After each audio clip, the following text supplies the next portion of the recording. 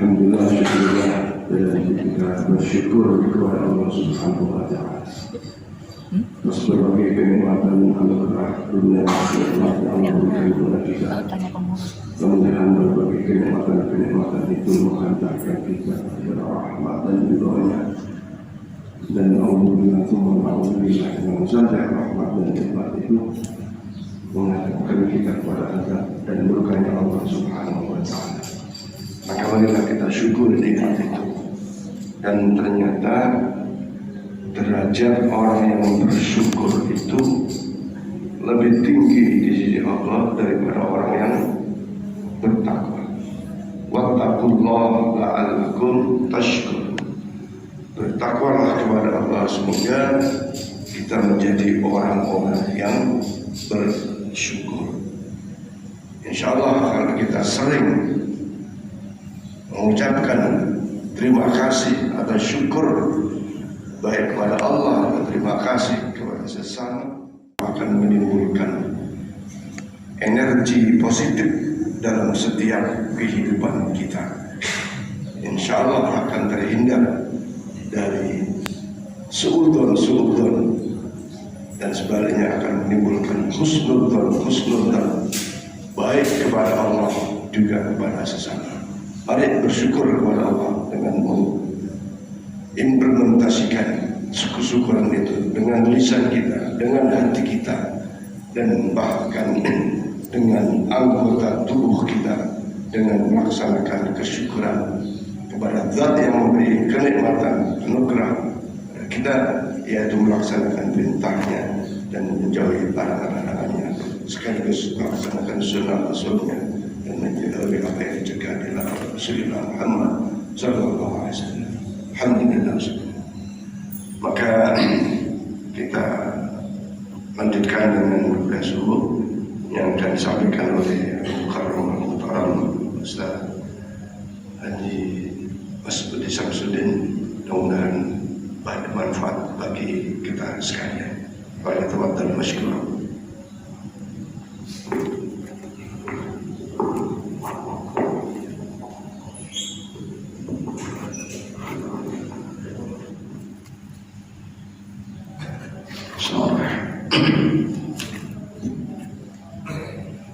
Assalamualaikum warahmatullahi ta'ala wabarakatuh. Yang saya hormati, saya banggakan para ketua, para jemaah, para imam, yang semoga kita semua senantiasa berada dalam rahmat dan ampunan Allah Subhanahu wa Ta'ala. Dan semoga seluruh urusan kita, urusan keluarga kita dipermudah oleh Allah, baik urusan agama, dunia dan akhirat kita. Amin Allahumma amin. Pertama dan terutama, alhamdulillah, kita bersyukur kepada Allah Subhanahu wa Ta'ala dengan mengucapkan kalimat alhamdulillah, alhamdulillah, alhamdulillahirabbil alamin. Kenapa kita bersyukur dengan mengucapkan kalimat alhamdulillah? Karena kata Nabi, adziru minil hamdulillah, perbanyaklah kalian mengucapkan kalimat alhamdulillah, fa inna laka ainaini wa janahaini. Karena kalimat alhamdulillah ini jika kita baca maka dia akan dirubah. Dari kalimat alhamdulillah ini akan diciptakan oleh Allah satu makhluk, entah itu malaikat ataupun yang lainnya, yang dia punya kedua mata dan kedua sayap. Tusalli fil jannah. Yang makhluk atau malaikat yang diciptakan oleh Allah dari kalimat alhamdulillah ini senantiasa memintakan rahmat kepada Allah Subhanahu wa taala di dalam surganya Allah, tastaghfiru liqailiha ila yaumil qiyamah, seraya memohonkan ampunan kepada Allah Subhanahu wa taala untuk orang yang mengucapkan kalimat alhamdulillah sampai kapan? Ila yaumil qiyamah, sampai hari kiamat.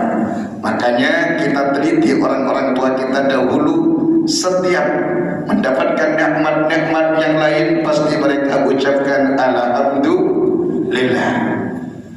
Dan kalimat alhamdulillah yang tadi kata Bapak Ustaz kita dijelaskan, bersyukur kepada Allah tanda takwa kepada Allah. Di antara syukur dengan lidah berbanyak kalimat alhamdulillah. Kalimat alhamdulillah selain bentuk syukur kita kepada Allah adalah menjadi sebab pahala demi pahala yang Allah berikan kepada kita akan selalu diperbaharui dan dosa kita diampuni oleh Allah. Sebagaimana Nabi bersabda dari sahabat Jabir radhiyallahu anhu, Rasulullah bersabda, "Ma an'amallahu 'ala 'abdin bi ni'matin." Tidaklah Allah Ta'ala memberikan nikmat kepada seorang hamba, faqala alhamdulillah, lalu dia mengucapkan kalimat alhamdulillah, illa adda syukraha, maka berarti dia telah melaksanakan syukur daripada nikmat yang Allah berikan tersebut. Fa in qala thaniya, apabila seorang hamba ketika mendapatkan nikmat dari Allah mengucapkan alhamdulillah 2 kali, jaddadallahu lahu thawaban, maka pahalanya demi pahalanya oleh Allah akan perbaharui. Wa in qala thalitha, apabila seorang hamba ketika mendapatkan nikmat mengucapkan alhamdulillah sampai 3 kali, ghafarallahu lahu dzunuba, maka dosanya insyaallah akan diampuni oleh Allah Subhanahu wa taala. Bayangkan, mendapat nikmat, pahala dilipat gandakan oleh Allah karena mengucapkan alhamdulillah, dan dosa kita pun diampuni oleh Allah taala. Artinya kalimat ini kalimat ringan di lidah, namun pahalanya dan keistimewaannya sungguh luar biasa. Maka mulai saat ini mari kita perbanyak bersyukur kalimat alhamdulillah, alhamdulillah, alhamdulillahirabbil alamin. Hadirin yang semoga dibanggakan oleh Allah Subhanahu wa taala, dulu bulan yang lalu kita sudah membahas tentang salat sunnah. Ada salat sunnah muakkadah dan salat sunnah ghairu muakkadah. Salat sunnah yang kuat dikokohkan kesunahannya, dan salat sunnah yang tidak dikokohkan kesunahannya. Namun kemarin saya lupa, kita ingat katakan, apakah setelah Jumat atau sebelum Jumat itu ada salat sunnah? Kadang kan ada orang sebelum dan setelah salat Jumat itu tak salat sunnah. Katanya tak ada dalilnya, katanya tak ada dasarnya, tak ada hadisnya dari Nabi. Tidak ada dengan tidak tahu itu beda. Kalau memang tak ada, berarti tak ada. Kalau memang tak tahu, jangan katakan tak ada. Saya membawa kitab Bajuri, hasyiat daripada kitab Fathul Qarib, yang ini banyak dikaji di pondok-pondok pesantren. Di halaman 132 cetakan Al-Haramain ada sebuah sebuah keterangan hadis yang menjelaskan tentang kesunahannya sholat sunnah sebelum dan sesudah Jumat. Dan mungkin ini akan menjadi dasar bagi kita yang kemarin-kemarin ikut orang tua kita, ikut ustadz-ustadz kita, ikut kiai-kiai kita melaksanakan sholat sunnah sebelum dan sesudah sholat Jumat. Di dalamnya, dalam khasiatnya Syekh Bajuri, karya Syekh Ibrahim Al-Bajuri, li wasatari Muslim, ada hadis riwayat Imam Muslim, kata Nabi, idza shalla ahadukumul jum'ah falyusalli qablaha arba'an wa ba'daha arba'an. Saya ulang lagi, idza shalla ahadukumul jum'ah, jikalau salah satu di antara kalian sholat Jumat, falyusalli qablaha arba'an, maka sholat sunnahlah sebelum sholat Jumat itu 4 rakaat, wa ba'daha arba'an, dan setelahnya sholat sunnahlah 4 rakaat.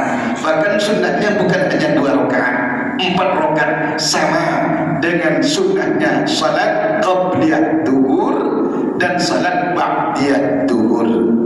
Ini menjadi dalil bagi kita.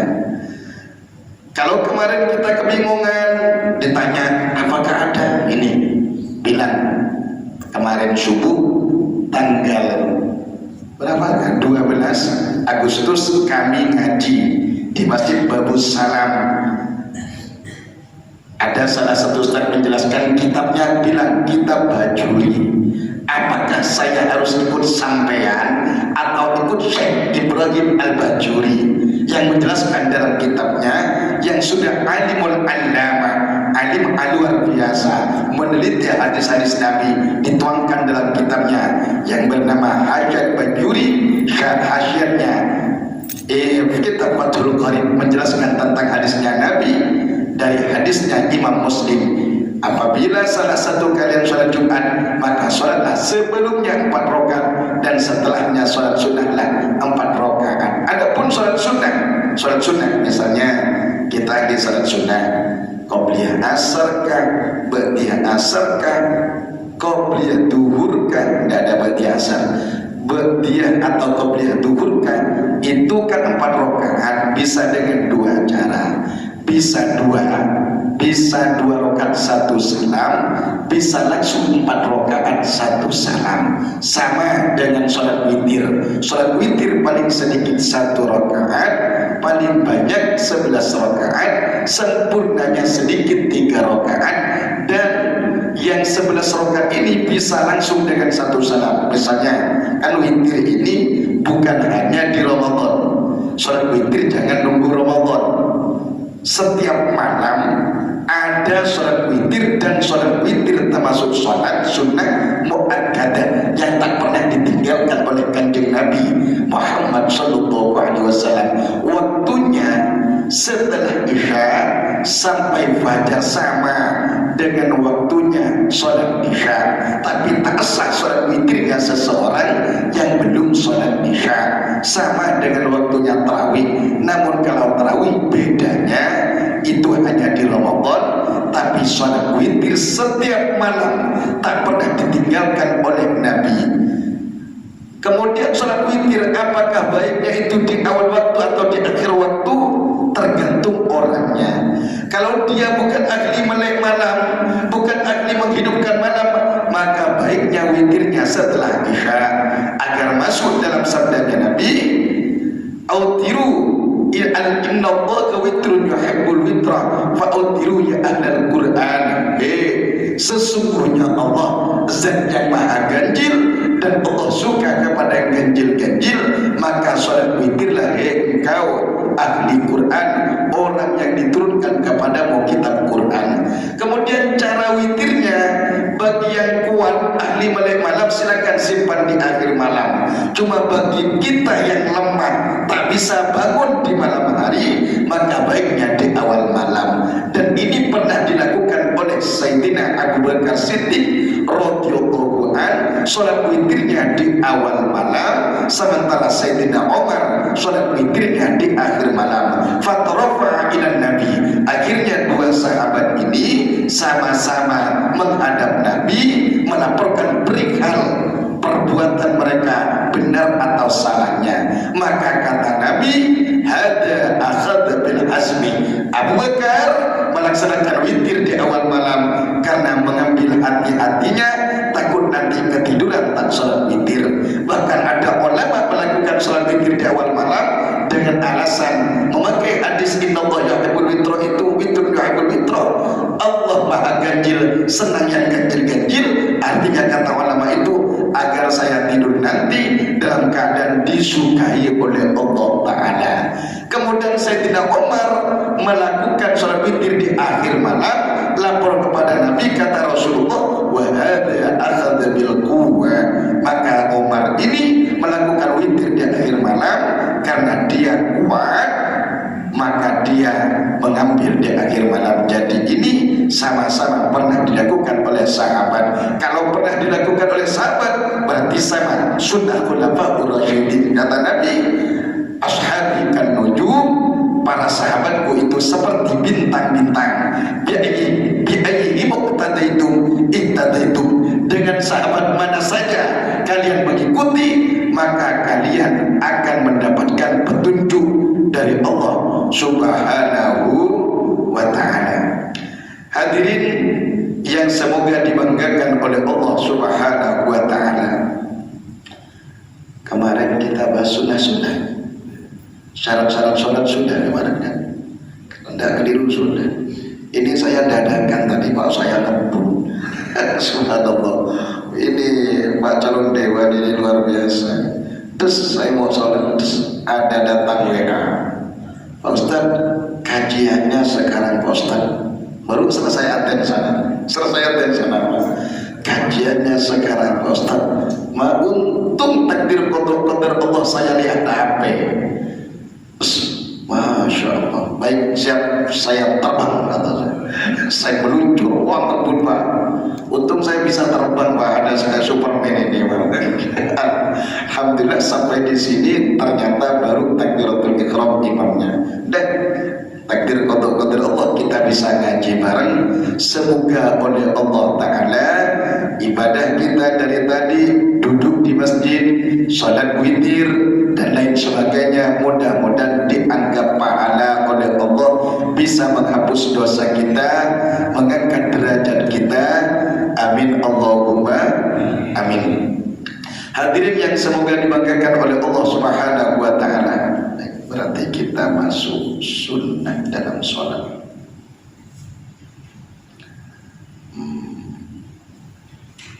Baik.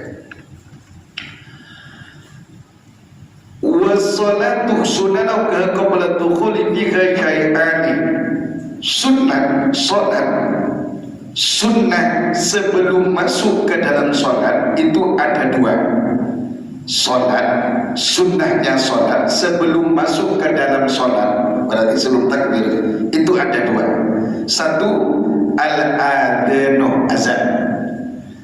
Dua, wa lughatan, adzan itu secara bahasa, al-ilamu adalah memberitahukan adzan.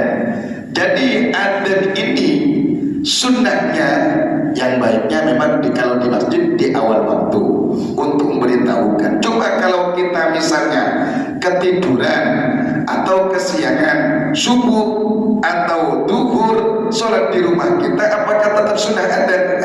Cuma jangan pakai mic Pak. Kalau adzan di rumah kita pakai mic, dibilang masjid baru. Udah Allahu Akbar, Allahu Akbar, Allahu Akbar, tetap sunnah adzannya. Misalnya sholat dengan istrinya di rumah, sunnah tetap adzan itu. Secara syariat apa itu adzan? Dzikrun maksusun, adalah zikir yang ditentukan dalam syariat lil i'lami, untuk memberitahukan bil dukhuli waqti salatin, dengan masuknya waktu salat, mafrudatin yang diwajibkan oleh Allah. Jadi adzan itu hanya untuk sholat wajib. Kalau sholat sunnah tak sunnah azan. Kemudian sunnah yang kedua, wal iqamatu ialah iqamah. Allahu Akbar, walaupun perempuan bu, iqamah sunnah. Allahu Akbar, Allahu Akbar, asyhadu an la ilaha illallah wa asyhadu anna Muhammadar Rasulullah. Kalau ada annanya berarti Muhammadir. Kalau tak ada annanya berarti Muhammadur. Kayak biasa baca la ilaha illallah, la ilaha illallah, la ilaha illallah Muhammadur Rasulullah. Semuanya la ilaha illallah, la ilaha illallah, la ilaha illallah Muhammadur Rasulullah. Kalau tidak diawali dengan anak Muhammadur, karena dia jadi khabar. Kalau orang ngaji nahwu, Muhammadur jadi mubtada. Adapun Nabi Muhammad Rasulullah adalah utusan Allah. Kalau dia diawali dengan anak, maka asyhadu anna Muhammadar Rasulullah. Kenapa Muhammadar? Karena jadi isimnya inna atau anak. Kalau ada orang ngaji nahwu, isimnya inna ini wajib dibaca rofa atau nasab. Berarti setelahnya Rasulullah tak boleh dibaca Rasulillah atau Rasulullah, karena jadi khabarnya inna wajib dibaca rofa. Kemudian biasanya ada orang as-salatu wassalamu alaika ya Rasulullah. Ada satunya as-salatu wassalamu alaika ya Rasulullah. Ada ya Rasulullah, ada ya Rasulullah. Mana yang benar? Yang benar bacaannya Pak, ya Rasulullah. Dibaca nasab atau fathah karena iya nida isimnya munad. Yang iya ini setelah iya nida ini wajib dibaca nasab. Jadi kalau ada orang baca ya Rasulullah atau ya Rasulillah, salah bacanya walaupun artinya sama. Yang betul ya Rasulullah. Begitu. Kemudian lagi ada orang biasa baca salawat, Allahumma sholli wa sallim wa barik ala sayyidina Muhammad. Ada orang Allahumma barik ala sayyidina Muhammadin. Ada yang wasallam, ada wasallim. Ingat, kalau sebelumnya dibaca sholli, maka salimnya baca salim, jangan baca salam. Kalau sholla maka salam. Misalnya wa sallallahu ala sayyidina Muhammadin wa ala alihi wa sahbihi wa barokah. Jangan wa barik, wa barokah wa salam. Karena sholla fi'il madhi, wawunya wawu atop yang mengikuti. Barokah sama fi'il madhi, wa salam fi'il madhi juga. Artinya wa sallallahu, dan mudah-mudahan Allah memberikan rahmat sholat. Langsungnya wa barokah, dan semoga memberikan berkah. Langsungnya wassalama, dan semoga memberikan rahmat salam keselamatan. Kalau sholli Allahumma sholli wa barik wa sallim, jangan wa barokah wa sallim salam. Allahumma ya Allah sholli, mudah-mudahan engkau memberikan rahmat sholat langsung alaihi atas Nabi, wa barik, dan berkahilah dia, wa sallim, dan berilah dia keselamatan. Itu cara lafadznya. Ini sambil ngaji nahwu ini sedikit-sedikit, karena kadang kita artinya tak salah Pak, cuma bacaannya salah bagi orang yang ngaji nahwu. Jadi kita ketahuan, oh ini tak tahu, ini bacanya salah. Nah ini minimal pura-pura tahu lah minimal. Kalau sholli maka beri wasallim, kalau sholat wa barokah wasalam. Kalau as-salatu wassalamu alaika ya Rasulullah, jangan ya Rasulullah, ya Rasulillah. Kemudian asyhadu anna Muhammadar Rasulullah, jangan Muhammadur Rasulullah. Kalau la ilaha illallah Muhammadur Rasulullah, jangan Muhammadur Rasulullah, dan seterusnya dan seterusnya. Allahumma shalli ala sayyidina Muhammad. sunanuha, dan ada kemudian yuqimu lis-shalah. Wa inna ma yushra kullun minal adzan wal iqamah lil maktubah. Disyariatkannya adzan dan iqamah hanya untuk salat wajib. Amma ghairuha, adapun selain salat wajib, fayunadi laga as-salatu jami'atan sama, as-salatu jami'atun sama. Misalnya ada orang baca as-salatu jami'atan rahimakumullah sama. Ada orang baca as-salata jami'atun rahimakumullah sama. Ada orang baca as-salatu jami'atun sama, as-salatu jami'atan sama. Yang salah as-salatu jami'atin, itu salah harokatnya kalau maknanya sama. Berarti kalau salat sunnah misalnya kayak salat yang disunahkan, ada salat sunnah ini disunahkan bermakmum berjamaah, ada salat sunnah yang tak disunahkan berjamaah.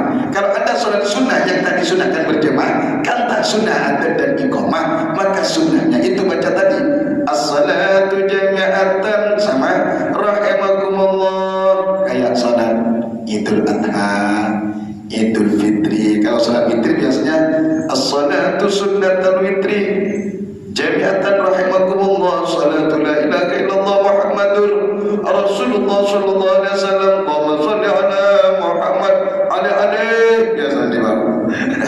Jangan alih-alih Pak. Allahumma shalli wa sallim wa barik alaihi, atau sallu alaihi. Kalau sallu alaihi, sallu alaihi, bersalawatlah kalian alaihi atas Nabi. Kalau alaihi itu artinya atasnya apa? Tak nyambung itu berarti as-salat sallu alaihi masih betul, atau Allahumma shalli wa sallim wa barik alaihi, itu agak lengkap sedikit. Baik. Wa sunanuha ba'da dukhuli fiha syai'ani, adapun sunnah setelah masuk ke dalam salat itu ada dua. Pertama, at-tasyahhudul awwalu, tasyahud awal, maksudnya ini sunnah abad. Kan ada sunnah hayat, sunnah abad. Sunnah abad ini kalau terlupakan maka dia dianjurkan untuk sujud sahwi. Kalau sunnah hayat kalau terlupakan maka dia tak sunnah sujud sahwi, sunnah abad. Sunnah abad di dalam salat diantaranya at-tasyahhudul awwalu, ialah tasyahud pertama. Tahiyat pertama, duhur tahiyat pertamanya, asar tahiyat pertamanya, isya tahiyat pertamanya, maghrib tahiyat pertamanya. Itu adalah sunnah abad. Misalnya sampean biasanya kalau ada orang meninggalkan sunnah abad kemudian lupa, maka dia setelah tahiyat akhir sebelum salam sunnah sujud sahwi. Misalnya Pak, saya praktekkan. Misalnya sampai sholat duhur, misalnya sebenarnya duduk, imam sebenarnya duduk kalau berjamaah. Tahiyat, ternyata imam bangun. Kalau masih begini di belakangnya subhanallah, kembali tak apa-apa. Masih begini, tidak sampai lurus, subhanallah kembali tak apa-apa. Cuma kalau sudah tegak Pak, misalnya setelah sujud Allah, kalau kata imam, kata makmum subhanallah, artinya rokan tahiyat keduanya, tahiyat pertamanya. Kalau sudah tegak wa akbar subhanallah, katanya satunya subhanallah, katanya satunya subhanallah. Kalau imam yang paham dia tak akan kembali karena sudah tegak. Kalau dia kembali sudah tegak, in adat batalat sholatuhu. Kalau dia kembali sudah tegak begini, tahiyat kedua, tahiyat pertama dia tinggalkan sudah tegak. Kalau dia kembali in adat batalat sholatuhu, maka batal sholatnya. Maka imam, bagaimana imam ini? Jangan subhanallah, subhanallah, misalnya tak ngerti. Berarti imam makmum ikut imam. Jangan apa? Karena ikut imam. Jangan tahiyat sendirian masing-masing. Karena berarti imamnya paham. Begitu juga dengan kunut. Nanti kunut, kalau yang pakai kunut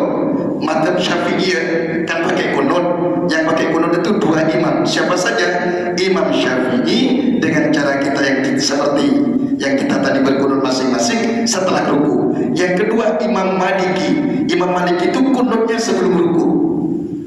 Yang tak pakai kunut itu dua, satu Imam Hanafi dan Imam Ahmad Hambali. Ini yang tak pakai kunut. Bukan berarti yang tak pakai kunut itu Muhammadiyah, yang pakai kunut itu NU, bukan. Memang imamnya yang pakai kunut Imam Syafi'i, yang tak pakai kunut Imam Syafi'i pakai kunut dengan cara yang masyhur seperti yang kita laksanakan di Indonesia, terutama setelah ruku. Yang kedua Imam Maliki pakai kunut tapi sebelum ruku. Yang tak pakai kunut Imam Hanafi dan Imam Ahmad bin Hanbal atau Imam Hambali. Misalnya ada seorang imam lupa, misalnya sebenarnya dia kunut setelah ruku. Allah sami Allahu liman hamidah, kunut sebenarnya. Allah, kalau masih begini subhanallah kata makmumnya, kembali tak batal. Atau masih begini wahanallah belum sampai, kembali tak batal. Coba kalau sudah sampai dan ternyata subhanallah, kalau sudah sampai sujudnya seperti sujud asli, maka jangan kembali, jangan subhanallah, aduh masya Allah, tak boleh.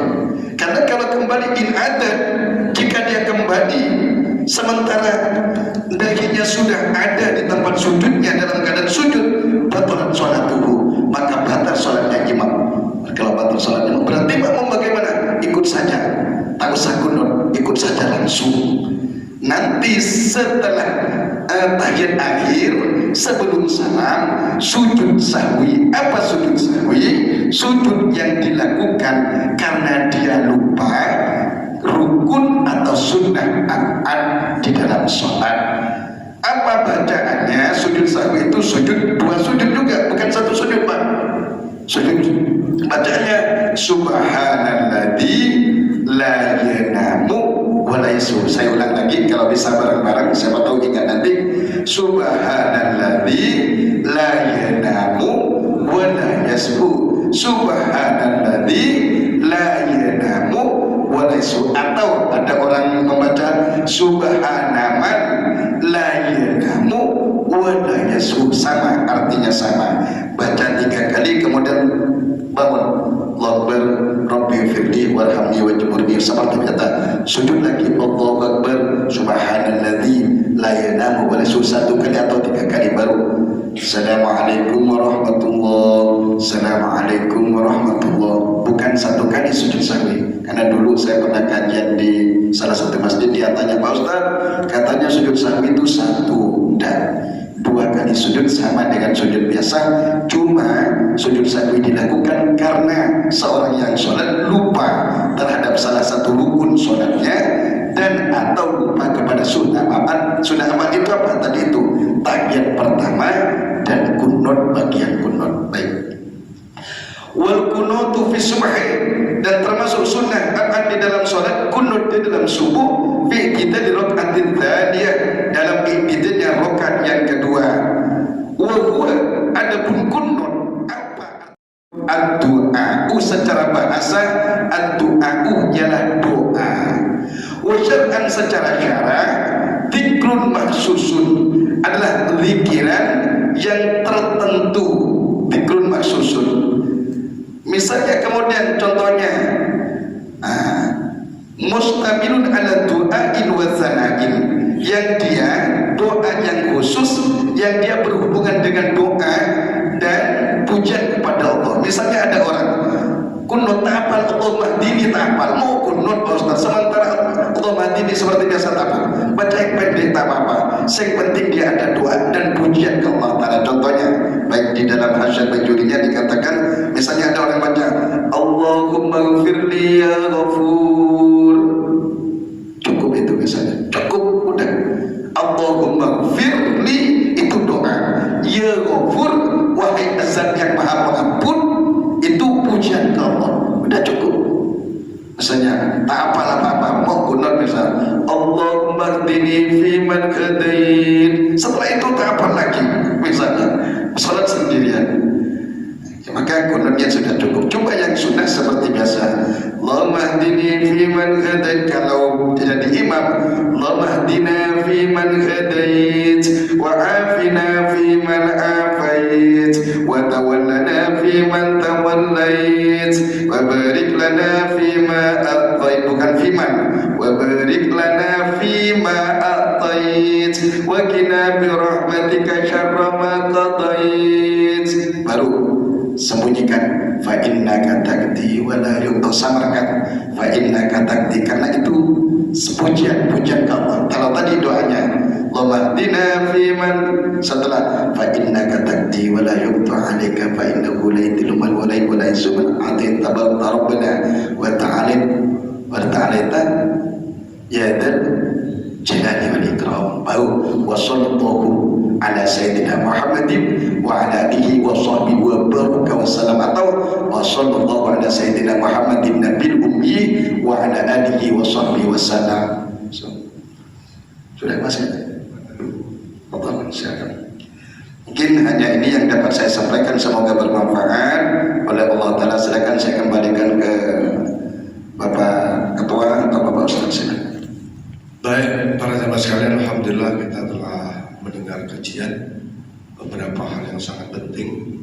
Yang pertama tentang qobliyah Jumat, yang kedua tentang kesunahan sebelum kita melaksanakan sholat wajib, dan kesunahan di dalam pelaksanaan sholat wajib manakala ada yang terlupa di dalam pelaksanaan sholatnya, baik itu rukun maupun sunat empat.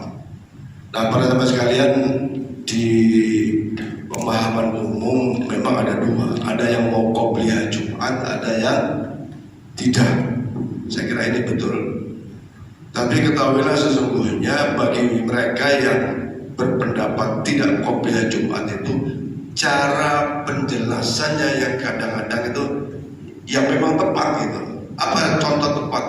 Bapak-bapak sudah duduk di masjid, kemudian azan, kemudian khatib naik mimbar, terus adzan, atau bahasa kita adzan sekali ya, memang tidak dibolehkan melakukan sholat, termasuk di dalamnya sholat qobliyah Ustaz. Tapi kalau khatib sudah menyampaikan khutbah, bapak datang, maka sunnah sholat. Tetap ada sholat sunnah, entah itu bagian dari sholat tahiyat al-masjid atau termasuk qobliyah boleh ke sana. Nah, ini kadang-kadang penjelasannya itu diputar-putar. Tapi yang pasti tadi disebutkan dalam kitab Al-Baijuri bahwa qobliyah Jumat itu ada, dan hadisnya sahih dari Imam Muslim.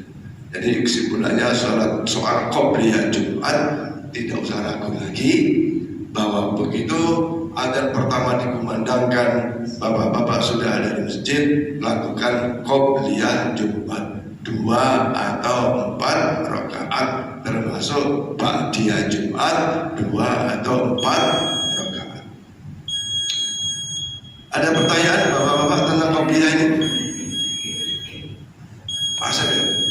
Silakan masa.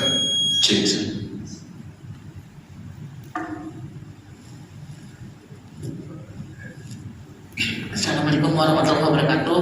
Langsung aja pertanyaan saya ada dua, Pak Ustaz. Pertama, sholat Jumat di awal tadi disebut tentang sholat Jumat sekilas. Yang saya tanyakan adalah yang pertama, tertidur saat mendengarkan ini telah atau sering saya alami begitu khotib menyampaikan materi Jumatnya, tertidur begitu menjelang akhir lalu tegas. Jadi pertanyaan saya, itu hukumnya apakah membatalkan para Jumat atau tidak? Jadi yang kedua, Pak Ustaz, mengenai sholat tahajud, ya, sholat malam, apakah dimungkinkan atau dibolehkan 2 kali? Karena saya sering bangun tengah malam, kurang lebih 12.30, tahajud 2 rakaat, tertidur, bangun lagi pukul 2 atau setengah 3. Tahajud lagi, apakah itu dibolehkan secara hukum atau gimana? Ini yang pertanyaan saya, Pak Ustaz.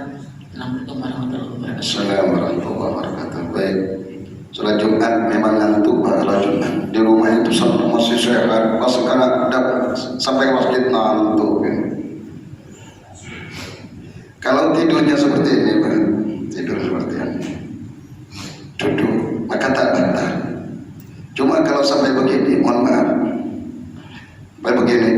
kayak begini sampai pokok sampai jatuh ke badannya sampai, maka wudhunya batal. Berarti dia ketika imam takbir berarti dia harus keluar berwudu. Adapun sholat Jumatnya bagi orang yang tidur, dia kan tak mendengarkan khutbah, terus maka tetap sah hukumnya, tetap sah. Berarti dia mendengarkan, dalam bahasa fikihnya disebut dia mendengarkan bil kuat, dengan kekuatan. Maksudnya andai kata dia bangun, dia tetap dengar itu. Makanya ada dalam bahasa fikih itu dia mendengar dengan kekuatan. Andai kata dia bangun, dia tetap mendengar. Artinya tetap sah Jumatnya. Yang penting tidurnya tidak tidur yang batalkan wudu. Yang batalkan wudu seperti tidur apa ya, tadi tidur sampai jatuh begini tuh, tak ingat apa-apa, bangunnya dikirain cerita ke masjid bagus salam, cerita keluar, Masya Allah masjid bagus salam itu sesat ya. Kenapa sesat? Tadi saya jumpa di situ, saya tak dengar orang baca khutbah, langsung sholat dia. Ternyata karena dari awal sampai akhir dia tidur, bukan karena sesat, karena dia tidur. Kemudian yang kedua, salat tahajud. Salat tahajud itu as-salatu ba'da naum, adalah salat setelah tidur. Berarti kalau ada orang salat tahajud itu berapa rakaat saja? Rakaat saja. 2 rakaat, 4 rakaat, bahkan kalau mampu 100 rakaat boleh salat tahajud. Usolli sunatan tahajud di rakaatain litan, atau usolli sunatan lillahi ta'ala tahajud. Yang penting setelah tidur salat tahajud. Misalnya sampai belum salat witir, ternyata ada hampir waktu subuh hampir masuk, udah sampai sholat witir. Kalau misalnya perkiraan hanya dapat 1 rakaat sholat witirnya itu, jadi sholat witirnya itu juga dianggap tahajud. Sholat witir setelah tidur, misalnya tak sempat sholat yang lain malas, hanya tapi witir ini dia sadar bahwa sholat witirnya adalah sholat utama, maka akhirnya dia sholat witir 2-3 rakaat, 1 rakaat atau 3 rakaat atau 5 rakaat atau 7 rakaat atau 9 rakaat atau 11 rakaat, maka sholat witirnya juga dianggap tahajud, karena sholat tahajud adalah sholat setelah tidur. Kira-kira seperti itu. Wallahu a'lam. Yang penting witirnya jangan 2 kali ya. Kalau sudah witir awal setelah isya, jangan witir lagi di akhir nanti.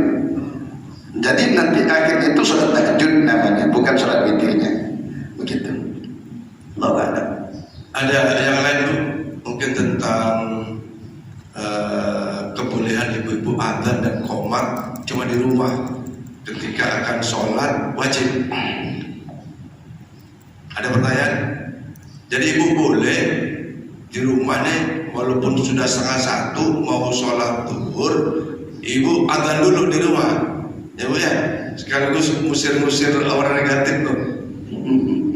Pojok rumah, di pojok kamar, Allahu Akbar, Allahu Akbar, tapi nggak usah pakai mic kita, Pak Ustaz. Mic kan ibu. Terus setelah adzan ibu sholat zuhur, setelah adzan terus mau sholat zuhur, ibu qomat, boleh. Tapi kalau adzan ibu-ibu di masjid, ya dan asing Ustaz ya, dan asing, muazzinnya bapak-bapak ya. Nah, saya kira ini satu pengetahuan yang sangat penting. Mungkin juga ibu-ibu belum pernah coba tuh. Udah pernah coba belum? Sholat di rumah sendiri, adzan sendiri, qomat sendiri, sholat sendiri. Udah pernah Bu? Nah, lakukanlah ini, karena ini satu kesunahan dan manfaatnya sangat besar. Ada pertanyaan tentang ini? Baik. Yang kedua, tadi disebutkan bahwa berkaitan dengan hukum nahwu dan sorofnya. Kira-kira kalau salah baca misalnya wa asyhadu anna Muhammadur Rasulullah, secara ilmu nahwu kan tidak boleh karena ada anna harfun nasb. Jadi harus wa anna Muhammadar Rasulullah. Kalau salah baca gitu dosa maksudnya. Ya kalau tidak tahu tidak dosa. Tidak dosa. Tidak menyalahi maknanya, hanya bacaannya saja, harokat saja yang salah. Maknanya tetap. Hukum bacaan menurut ilmu nahwunya salah, tapi insya Allah tidak Karena tidak paham banyak kan ilmu nahu Ustaz. Jadi asyhadu anna Muhammadur Rasulullah. Itu termasuk di dalam tadi antara sholli dengan salim, sholat dengan salam. Itu. Tapi kalau belajar pesantren tahu ilmu nahu ya, insya Allah. Tapi kalau sengaja menyamakan diri, ilmunya sudah tahu, baru menjadi dosa. Pak Haji Mulyadi, biasa aja kan? Ada pertanyaan? Kalau ini Pak, kalau tadi kan sholat Jumat, azan tidak iqamah Pak ya? Tapi kalau kita tidak azan iqamah aja Pak, di mana? Oh iya. Tidak azan tapi iqamah aja. Berarti dapat satu kesunahan. Dapat satu kesunahan. Berarti kalau azan dan iqamah dapat dua sunnah. Kalau hanya iqamah dapat satu sunnah. Kalau tak ada tak iqamah tetap sah sholatnya. Cuma tak dapat kesunahan azan dan iqamah saja. Kesimpulannya Bapak Ibu sekalian, bahwa setiap amal ibadah ini memang paling afdal adalah disertai dengan ilmu. Sebagai imam harus punya ilmu jadi imam, sebagai makmum juga harus punya ilmu sebagai makmum.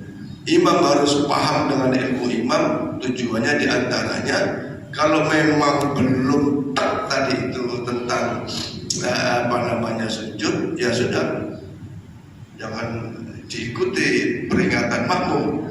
Subhanallah, karena sudah tak sujud tadi, karena belum kunut. Atau yang kedua termasuk tadi itu belum tahiyatul tasyahud awal, karena memang tasyahud awal di dalam sholat zuhur, isya, maghrib dan asar itu adalah hukumnya sunnat abad, ya sudah. Maka kalau lupa ya sudah ikuti apa terus saja walaupun makmum sudah subhanallah. Kenapa? Karena posisi sudah tegak berdiri. Wallahu a'lam. Dan mari berkeberkahan ilmu. Mohon Pak Ustaz untuk membacakan doa. Amin. Bismillahirrahmanirrahim. Alhamdulillahirabbil alamin. Allahumma shalli ala sayyidina Muhammadin wa ala ali sayyidina Muhammad. Ya Allah, dari tadi pagi sampai sekarang ya Allah kami duduk di masjid ya Allah, tidak ada lain tujuan kami hanya untuk mendekatkan diri kepadamu ya Allah, mengharap ridha rahmat dan ampunanmu ya Allah. Kami yang durhaka yang kotor durjana, kami beristighfar bertaubat kepadamu Allah. Ampunilah dosa-dosa kami ya Allah, dosa-dosa kedua orang tua kami ya Allah, dosa-dosa guru-guru dan kiai-kiai kami ya Allah, dosa pasangan-pasangan kami ya Allah, dosa anak keturunan kami ya Allah, dosa santri dan siswa-siswi kami ya Allah, dosa para keluarga dan tetangga-tetangga kami ya Allah, muslimin muslimat mukminin mukminat al-ahya minhum wal amwat ya Allah. Jadikanlah ilmu yang kau berikan kepada kami bermanfaat ya Allah dunia akhirat ya Allah, yang menyebabkan hati kami lembut ya Allah, pikiran kami jernih ya Allah, dan dapat bertakarrub kepadamu ya Allah. Hanya ridhamu yang kami harapkan ya Allah, hanya rahmatmu yang kami harapkan ya Allah, hanya ampunanmu yang kami harapkan ya Allah. Maka oleh karena itu ampuni dosa-dosa kami, dosa-dosa dan maksiat kami ya Allah. Berikan kami dan mereka ya Allah kesehatan, kebahagiaan, kesuksesan, keberhasilan, keselamatan dalam urusan agama dunia dan akhirat ya Allah. Berkah kanjeng Nabi Muhammad sallallahu alaihi wasallam. Rabbana anfa'na bima 'allamtana wa 'allimna ma yanfa'una warzuqna ilman alladhi yanfa'una. Subhanaka Allahumma wa bihamdika asyhadu an la ilaha illa anta nastaghfiruka wa natubu ilaik. Wa sallallahu ala sayyidina Muhammadin wa ala alihi wasallam. Alhamdulillahirabbil alamin. Assalamualaikum warahmatullahi wabarakatuh. Sallallahu ala Muhammad sallallahu alaihi wasallam. Sallallahu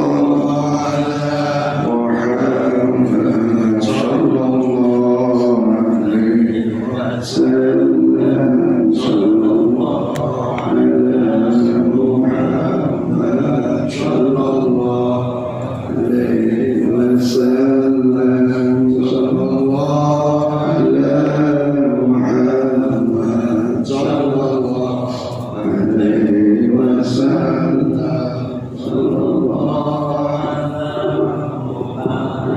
Ya Rabbi salli alaihi wa sallam.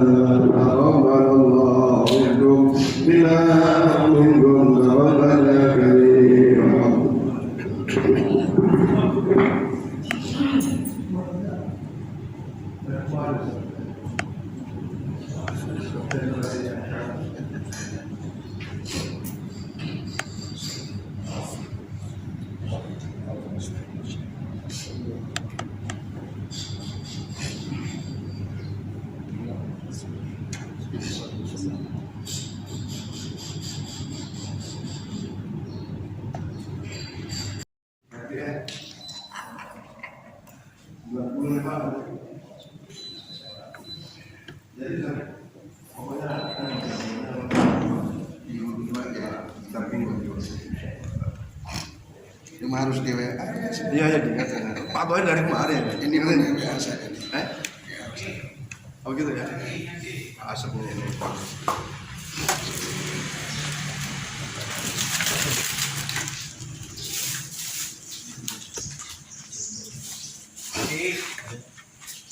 Oh, ada kau.